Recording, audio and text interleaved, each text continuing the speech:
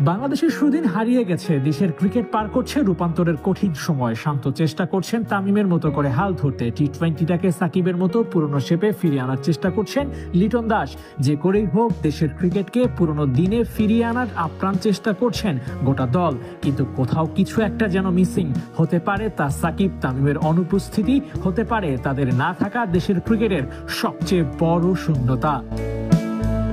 বাংলার সোনালী সময়ের দুই জীবন্ত সাক্ষী সাকিব আল হাসান ও তামিম ইকবাল, এই দুই কিংবদন্তির ছোঁয়ায় বদলে যেতে শুরু করেছিল বাংলাদেশ দল। ওয়ানডে দলের দায়িত্বটা নিয়েছিলেন তামিম ইকবাল, টি-20 দায়িত্বটা ছিল সাকিবের কাঁধে। ব্যাস, পরিবর্তনটা শুরু হয়েছিল চোখের সামনে। কিন্তু তারা যখন ধীরে ধীরে বাংলাদেশের ক্রিকেট থেকে সরে যেতে থাকেন কিংবা দূরত্ব বাড়ে, তখন থেকেই শুরু হয় বাংলাদেশ দলের ডাউনফল।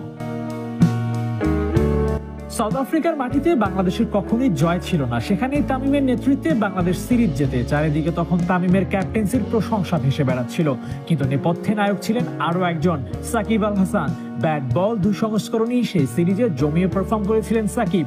ব্যাট হাতে প্রথম ম্যাচে 64 বলে 77 রান, বোলিংয়ে 10 ওভারে 54 রান খরচ। উইকেট না পেলেও ইকোনমি ধরে রেখেছিলেন সাকিব। একই দিনে তামিমও খেলেছিলেন 41 রানের দায়িত্বশীল এক ইনিংস। কম্বাইন্ড পারফরমেন্সে বাংলাদেশ পায় প্রথম জয়। সিরিজের শেষ ম্যাচে জ্বলে ওঠেন তামিম ইকবাল। 82 বলে 87 রান করেন এই ওপেনার। বল হাতে দুটি উইকেট থাকে সেদিন সাকিবেরও। দলের দুই সিনিয়রের এমন পারফরমেন্সে মুগ্ধ হয় দেশের ক্রিকেট আঙ্গন।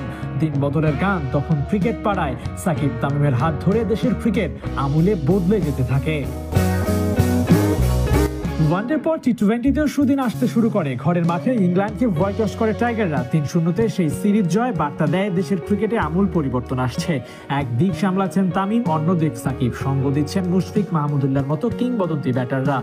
আন্তর্জাতিক ক্রিকেটে তখনও নতুন শরীফুল ইসলামরা, মিরাজরাও দায়িত্ব নিতে পারেন। লিটন দাসকে নিয়েও আশা করা যায়। এক কথায় সুখী পরিবারের প্রতিচ্ছবি ছিল বাংলাদেশের ক্রিকেট। কিন্তু সেই দিনকে এখনের সাথে তুলনা করলে কেবল হতাশা ভেসে আসে। প্রশ্ন জাগায়, কোথায় সাকিব, কোথায় তামিম? বাংলাদেশের সুদিনই বা কোথায়?